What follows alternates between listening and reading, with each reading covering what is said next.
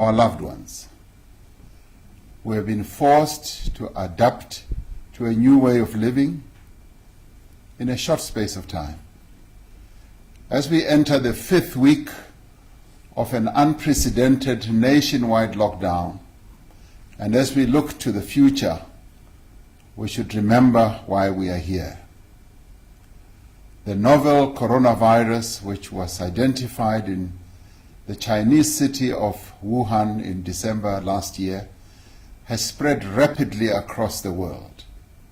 To date, over 2.6 million confirmed cases have been reported worldwide. The actual number of people identified is likely to be far higher. The coronavirus cases, the disease known as COVID-19, a respiratory illness for which humans currently have no immunity and for which there is no cure. The coronavirus is passed from person to person in small droplets from the nose and mouth that can be transmitted by direct contact, on surfaces that we touch every day, or when an infected person coughs or sneezes when they are close to another person. Most infected people exhibit only mild symptoms. Some do not show any symptoms at all. Some do not even know they have this disease. But there are people who develop severe symptoms and require hospitalization. These are usually older people and those who suffer from underlying conditions such as heart disease, diabetes, chronic respiratory disease, and cancer. For some of these people, COVID-19 is fatal. They die. Across the world, more than 185,000 people have succumbed to the disease. Here in South Africa, at least 75 people have lost their lives now. Because the coronavirus can spread so rapidly through a population, it can overwhelm even the best resourced health systems within a matter of weeks. This is what has occurred in many countries across the world. And it is precisely this that we, as South Africa, have gone to great lengths to prevent. Very few health systems across the world, if any, are prepared for a sudden and exponential increase in people requiring treatment for a severe respiratory illness. As a result, if the virus spreads too quickly, there are not enough hospital beds, intensive care units, ventilators, personal protection equipment, or medicines for everyone who needs them. To make matters worse, people who are suffering from other conditions or need emergency procedures are unable to get the care that they need. And in such circumstances, many lives that could have been saved are lost. I'm reiterating these basic facts, which by now are known to many of us, because they explain the actions we have taken to date and they inform the measures I am announcing this evening. From the moment we declared the coronavirus pandemic to be a national disaster on Sunday, 15th March, our objective was to delay the spread of the virus. We have sought to avoid a massive surge in infections and an uncontrollable increase in the number of people needing medical care. Our approach has been based on the principles of social distancing, restriction of movement, and stringent basic hygiene practices. By delaying the spread of the virus, we have had time to prepare our health facilities and mobilize some of the essential medical supplies that are needed to meet the unavoidable increase in infections. And it is in doing so that we hope to save tens of thousands of lives. There is clear evidence that the lockdown has been working. Together with other measures we have taken, such as closing our borders and the changes in behavior that each of us has made, the lockdown has actually slowed down the progression of the pandemic in the country. The World Health Organization has commended and praised South Africa for acting swiftly and for following scientific advice to delay the spread of the virus. Yet, while a nationwide lockdown is probably the most effective means to contain the spread of the virus, it cannot be sustained indefinitely. Our people need to eat, they need to earn a living, companies need to be able to produce and to trade, they need to generate revenue and keep their employees in employment. We have accordingly decided that beyond Thursday, the 30th of April, we should begin a gradual and phased recovery of economic activity. We will implement what we call a risk-adjusted strategy through which we take a deliberate and cautious approach to the easing of current lockdown restrictions. We have decided on this approach because there is still much that is unknown about the rate and the manner of the spread of the virus within our own population. The action we take now must therefore be measured and incremental. This approach is guided by the advice from scientists who have advised that an abrupt and uncontrolled lifting of restrictions could cause a massive resurgence in infections. We cannot take action today that we will deeply regret tomorrow. We must avoid a rushed reopening that could risk a spread which would need to be followed by another hard lockdown, as has happened in other countries. We have to balance the need to resume economic activity with the imperative to contain the virus and save lives. To achieve this, we have developed an approach that determines the measures we should have in place based on the direction of the pandemic in our country. As part of this approach, there will be 5 coronavirus levels.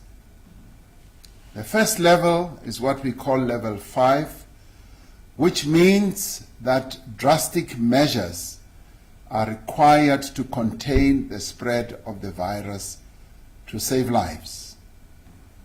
Level 4 means that some activity can be allowed to resume subject to extreme precautions required to limit community transmission and outbreaks. Level 3 involves the easing of some restrictions, including on work and social activities, to address high risk of transmission. Level 2 involves the further easing of restrictions, but the maintenance of physical distancing and restrictions on some leisure and social activities to prevent a resurgence of the virus.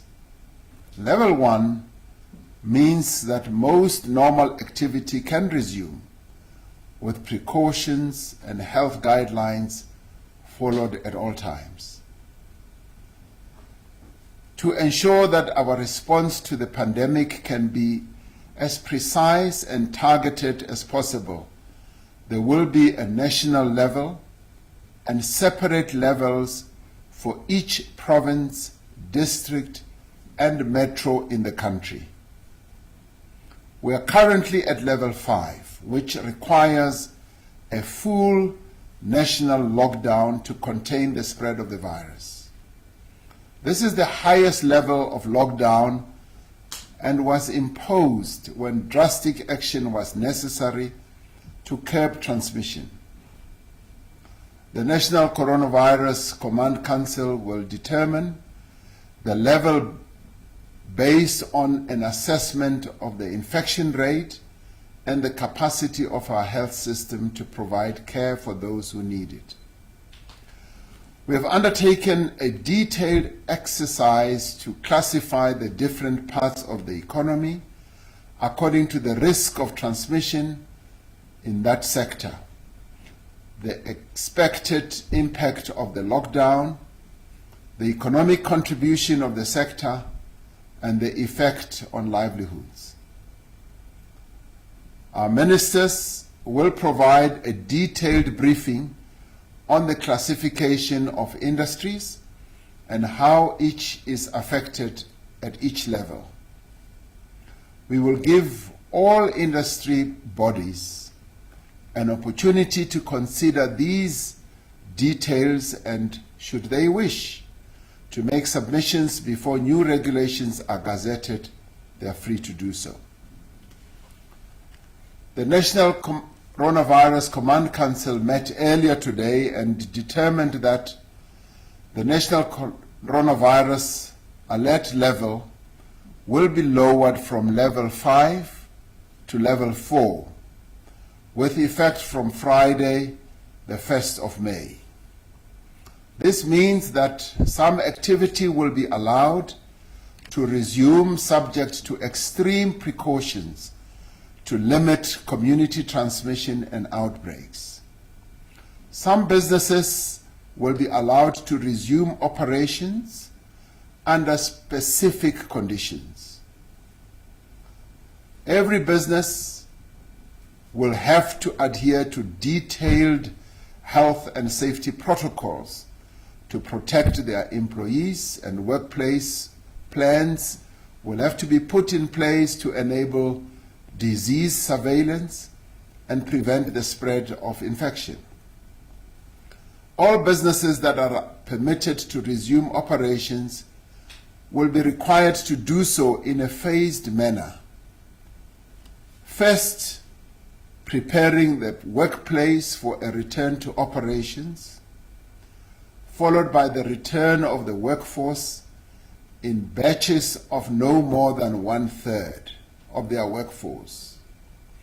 In some cases, a sector will not be able to return to full production during level 4, while the risk of infection remains high. These will be spelled out next week following a final round of consultations. Businesses will be encouraged to adopt a work-from-home strategy where possible. All staff who can work remotely must be allowed to do so. The relevant ministers will provide details on the process for the phased reopening of schools and other educational institutions. As we gradually ease the restrictions, it is necessary that many of the measures to contain the spread of the virus remain in place. When the country moves to level 4 on the 1st of May, the following will happen. Our borders will remain closed to international travel, except for the repatriation of South African nationals and foreign citizens. No travel will be allowed between provinces, except for the transportation of goods and exceptional circumstances such as funerals. Public transport will continue to operate with limitations on the number of passengers and stringent hygiene requirements, including that all passengers must wear a face mask. The public is encouraged to stay at home other than for essential personal movement, doing essential work, and work in sectors that are under controlled opening. People can exercise under strict public health conditions. That will be spelled out. All gatherings, apart from funerals and for work, will remain prohibited. Those who are elderly and those with underlying conditions must remain at home and take additional precautions to isolate themselves. The sale of cigarettes will be permitted. The range of goods that may be sold will be extended to incorporate certain additional categories. These will be detailed by the relevant ministers. It is important to note that several restrictions will remain in place regardless of the level of alert for as long as the risk of transmission is present. For instance, bars and shebeens will remain closed. Conference and convention centers, entertainment venues, cinemas, theaters, and concerts will remain closed. Concerts and sporting events and religious, cultural, and social gatherings will not be allowed until it is deemed safe for them to continue. The coronavirus is spread, as we have said before, by contact between people. If people do not travel and move around, the virus does not travel. We know, for example, that just one funeral in Port St. John's in the Eastern Cape and one religious gathering in Mangaung in the Free State show that 75% of confirmed coronavirus cases are found in our country in just 6 metro municipalities. And they are Johannesburg, Ekurhuleni, Cape Town, Buffalo City, eThekwini, and Mangaung. It is therefore essential that we do everything in our means to restrict the movement of people, and although it runs counter to our very nature as human beings, to reduce the contact that each of us has with each other. Ultimately, it is our own actions as individuals that will determine how quickly the virus spreads.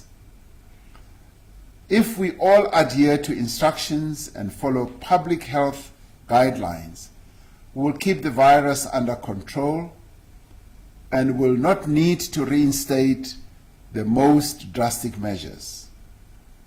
We can prevent the spread of the coronavirus by doing a few simple things. As we have said in the past, washing our hands frequently with soap and water, and the use of alcohol-based sanitizers. Keeping a distance of more than 1 meter between yourself and the next person, especially those who are coughing and sneezing. Try not to touch your mouth, your nose, and eyes because your hands may have touched the coronavirus on surfaces. I know this is difficult to do, but it is a precaution that we must try and practice. When you cough or sneeze, cover your mouth and nose with your bent elbow or a tissue, and dispose of the tissue right away.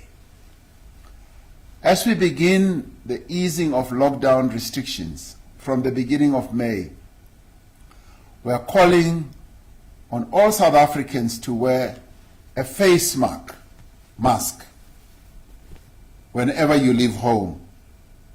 Our clothing and textile industry, including small businesses, are gearing up to produce these masks on a mass scale. The extraordinary measures that we have put in place to combat the coronavirus pandemic have been matched by the extraordinary contributions of many South Africans. We pay tribute to them, the nurses, the doctors, the scientists, and the community screening field workers who are leading our public health response. We are committed to ensuring that they have all the resources they need, including adequate personal protection equipment and other recognition to undertake the work that is being asked of them. As we slowly ease the lockdown restrictions, we are substantially and rapidly increasing our public health response. We have already seen a huge increase in community screening and testing that is going on throughout the country. Guided by advice from the World Health Organization and the Africa Center for Disease Control and Prevention, we have joined other African countries in placing mass screening and testing at the center of the next phase of our response. Earlier in the week, I announced an additional allocation of 20 billion rand to our health response to ensure that we have the beds, the medicine, the equipment, and personnel that are required when the country experiences the peak of infections.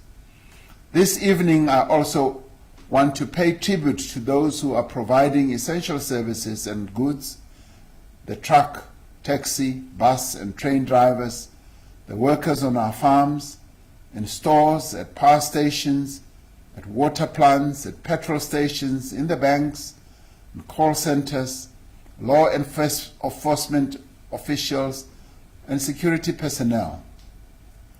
It is thanks to your efforts that we have been able to make such valuable progress in combating this pandemic. As part of expanding this effort, I have employed over 70,000 Defence Force personnel to assist with various parts of our coronavirus response. Until now, those Defence Force members that have been deployed have supported the South African Police Service in their responsibilities.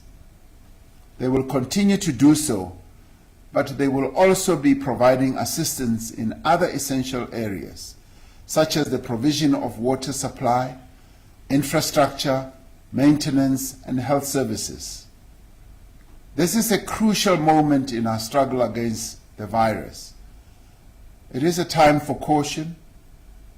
It is also a time to act responsibly, but it is also a time for patience. There is no person who does not want to return to work and to normal life. There is no company that does not want to reopen its doors for normal economic activity. And there is no student who does not want to return to their classrooms and to their studies. Yet we are all called upon at some time in our lives to make great sacrifices for our own future and for the future of others.